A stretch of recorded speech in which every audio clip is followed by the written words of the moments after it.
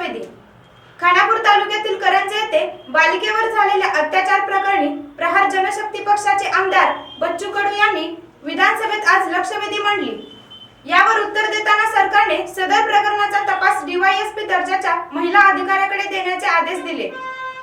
करंजे येथे 2 वर्षापूर्वी एका अल्पवयीन बालिकेवर सामूहिक अत्याचार झाला होता। 5 नोव्हेंबरला पुन्हा त्याच बालिकेवर त्याच आरोपींनी अत्याचार केल्याची घटना घडली। सदर प्रकरणात आरोपींना पाठीशी घालण्याचे काम पोलीस करत आहेत। याबाबत वज्रधारी आणि प्रहार जनशक्ती पक्षाचे सांगली जिल्हाध्यक्ष सुनील सुतार यांनी आवाज उठवला होता।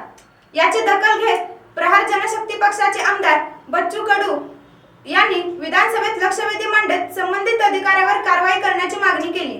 आमदार बच्चू कडू यांनी मांडलेल्या लक्षवेधीवर बोलताना आमदार अनिल बाबर यांनीही तपास अधिकारी बदलण्याची मागणी केली आहे। त्यांच्याच मतदारसंघातील ही घटना असल्याने त्यांना अखेर मौन सोडावे लागले। निर्भीड व निपक्ष बातम्यांसाठी पाहत रहा वज्रधारी न्यूज। धन्यवाद।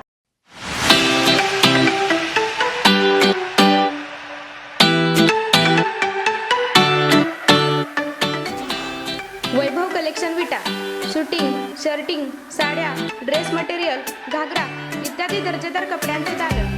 वैभव कलेक्शन म्हणजे 35 वर्षांची अखंड विश्वासाची परंपरा।